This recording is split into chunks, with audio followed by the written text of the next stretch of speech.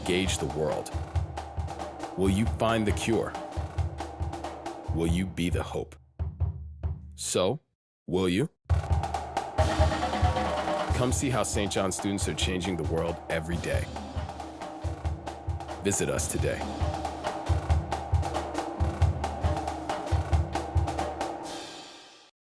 Here, we do what others don't. Dream what others won't. Driven to leap forward, determined to always give back. Here, we work where giants have played, where the connection of work and ethic is made. A diverse community possessed with a passion To know and grow and go and show the world we are prepared to change it. Here, we ask what must be done, for in doing we learn and earn success. And you can get there from here. DePaul University. Here, we do. Okay, now welcome back, everybody. Welcome back to the EGFC League Championship Series, and I'm Barza Journey once again, and this is Z minus, and we're actually into our quarterfinals matches. We just saw St. John's beat Marist College in their preliminary qualifying matches, and now in our quarterfinals match, we're going to see St. John's play once again and play DePaul, our number one seed. Now we just saw St. John's with a pretty impressive hard-fought win, and now they're going to go right up against our number one seed DePaul. Pretty brutal, if you ask me. For sure. Yeah, I mean, regardless, I think it's exciting. I like both St. John's and DePaul University. I've always found their gameplay exciting, so definitely look forward to it. Yeah, so we're probably gonna go right. Let's go right into the action, if I'm not mistaken. Well, I know that the anchors for St. John's, definitely carried them to victory. I know DePaul. I think DePaul has forgot what hard-hitting player DePaul has on their team, but to get the number one seed, I forgot what player it was. I'm pretty sure it was a PR player. But that being said, DePaul has a number one seed. Doesn't matter who's on their team because obviously they're better than most of the other teams leading up to this point. So we're definitely in for a treat. And yeah, we're definitely in for a treat. So let's see if we have bans. Yeah, so they're banning right now, so it's going to take a little bit for them to start. I'm interested to see, how DePaul leads off, because I'm almost certain that DePaul led off with the philosophy of sending out their stronger players first, where you saw St. John's send out their two strongest players at the end, their anchors. I'm really ready to see the battle in philosophies take place in this upcoming game. Yeah, we'll see what strategy they try to go with. Honestly, I don't mind either strat. I think it makes sense to kind of put out your hard hitters if you want to snag a lot of good points. I don't know. I think it just comes down to personal preference. Me personally, if I were in a team, I would want to put out my best players at the last because I want to make that comeback. But we'll see. We'll see what they favor. Yeah, so getting some bends underway. These are closer to start of the game. It looks like we're starting off on Band Smash. Yeah, it looks like we're starting off on Town and City. So I always say whenever somebody starts off on Town and City, they have bad intentions. So we're gonna see what type of character we're gonna see first from both of these players, and it looks like we're jumping right into it.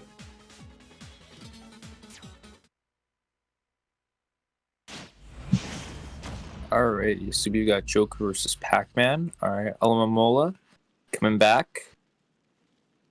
Yeah. So alomamola looks like alomamola is the starter for most of these games, and we have ADR, and ADR. Okay, now I remember ADR is this aggressive Pac-Man. He doesn't do a lot of item play. he mostly throws out a bunch of forwards, a bunch of airs. He's very, very aggressive for a Pac-Man. It's something that you don't really see a lot of, especially amongst like better Pac-Man players. Yeah, you don't see that quite commonly amongst zoners. Most zoners like to keep out and kind of stay on the defensive, but it seems like ADR prefers kind of going in, and it's working pretty well. Like a lot of Pac-Man's moves auto cancel pretty early on, so you can do a lot of short hop fair, short hop nair without much lag, and so that allows you to really get in and really land with not many repercussions. Ooh. Oh my god. Okay. So that melon being a slow move, which with a pretty active hitbox, going up and stopping Joker's Arsene and clipping him pretty much at the last moment when Arsene was first active, and that's pretty quick stock coming out from ADR. Yeah, excellent stock coming out from ADR. We see alomamola doing a pretty good side B there. Put him in disadvantage, and then we get the up smash kill to send it off. Yeah, that back air is still lane safe, my guy. Like, tried to cross up with the back air and immediately into that Joker up smash, which is something that a lot of Jokers fish for out of shield, but not 50%.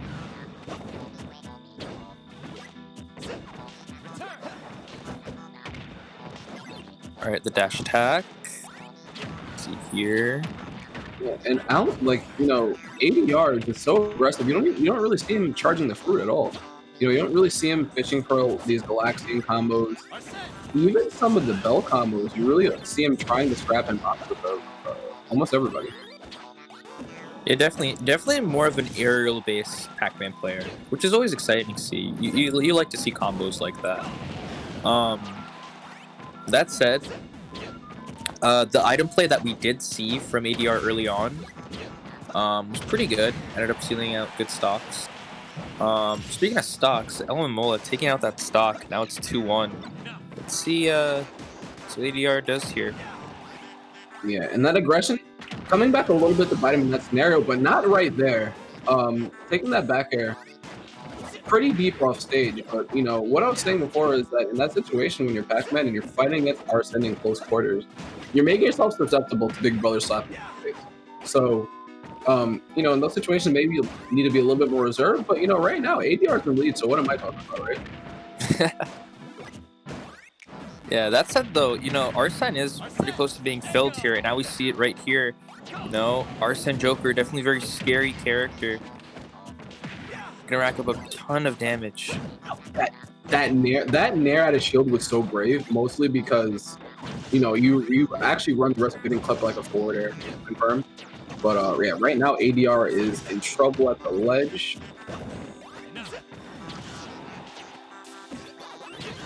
Yeah, just definitely having trouble getting back on stage. alomamola doing a great job of ledge trapping. Yeah, and this is actually pretty good for ADR right now. Like no Arsene on the stage.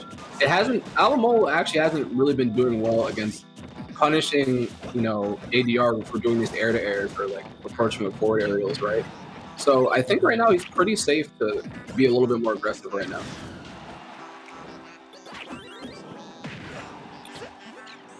Yeah, speaking of aggression, we're seeing a lot of attacks coming out from ADR, and the down smash.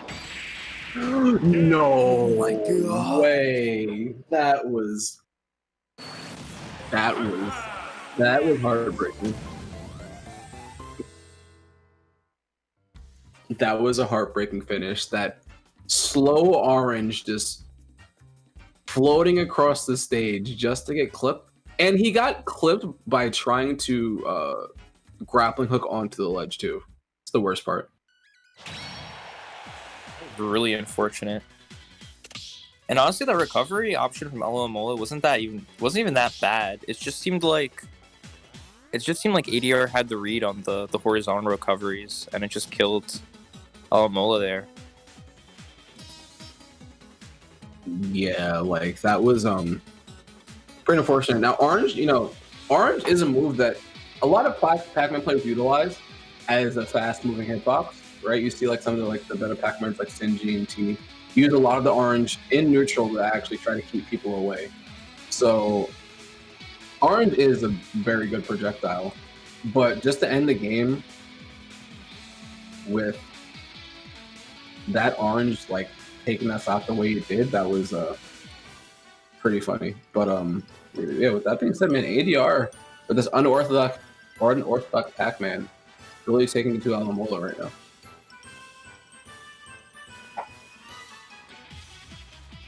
Yeah, when you have an unorthodox play like that, it can definitely throw your opponent off.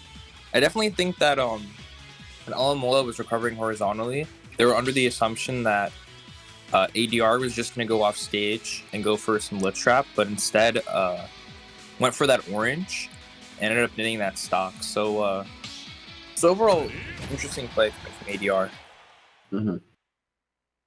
Yeah, and we're still sticking to the same matchup. We're still sticking to Joker and Pac-Man.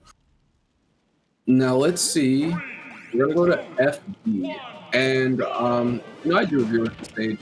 FD is a stage where like gives Pac-Man less places to run. You can pin him down a little bit easier. So let's see if alomamola can take it. Yeah, it's interesting. I don't know how Joker benefits from FD, but I know that certain Pac-Mans do like the stage in certain matchups. So I am curious to know how Joker benefits from this. I'm assuming it's because of what you said earlier about how Pac-Man can't really run away as much, but it also makes me curious to know how alomamola will deal with a lot of this pressure. Yeah, and already putting alomamola in like a difficult position, recovering, and got that forward smash punish. And Pac-Man actually has one of the most absurd forward smashes in the game, knockback wise. So easily taking that stock, and already alomamola is at a disadvantage. And ADR is just, is still aggressive despite the lead.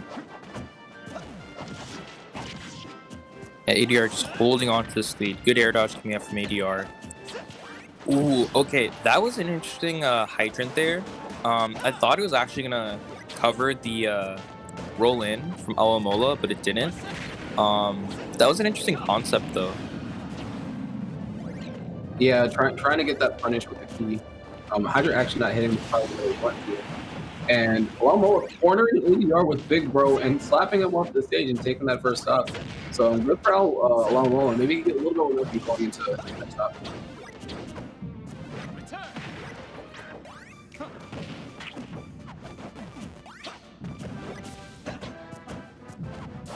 Yeah, and one thing that ADR is doing a good job of is like when alomamola is at the ledge and he's trying to ledge trap, he's giving him a little bit more space and just trying to read the next option after the ledge get up and not trying to immediately punish the first ledge option that he sees. Yeah, I'm definitely taking notice of that as well. Trying to step back forward smash, trying to whip punish something. Like I said, absurd kill move, and the risk reward in this situation when you're at such a low percent and the other character at a high percent, the risk reward isn't that bad. Yeah, certainly. Speaking of risk reward, we're seeing alomamola kind of taking the safe route, going for that down gun kill, missing it. Yeah, trying to keep alomamola away from them with the orange, and that grab was so brave because he easily would have lost that stock. Yeah, you never want to whiff grab versus Arsene Joker. It's one of the scariest scenarios you can put yourself in for sure. Especially a tether grab like Pac-Man. Ooh, good back here to seal the stock.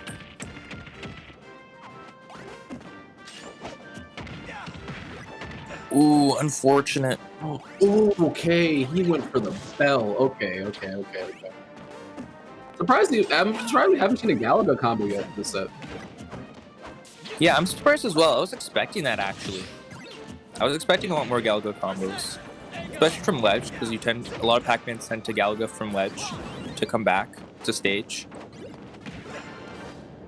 Yeah, but like we were saying earlier, ADR is a very unorthodox Pac-Man.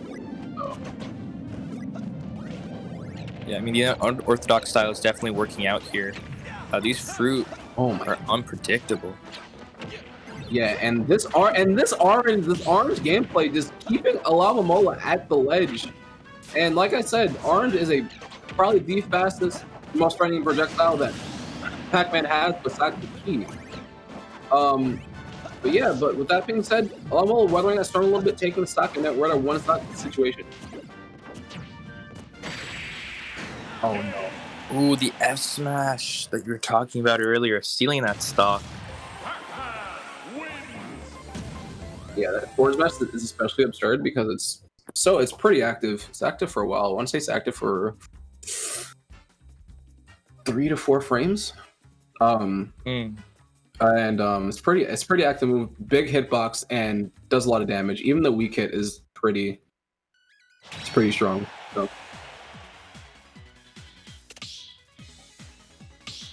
And yeah, good stuff by ADR. And can we talk about threatening his airspace with the up air and then immediately retreating with the forward smash to punish the retaliation? Can we talk about that?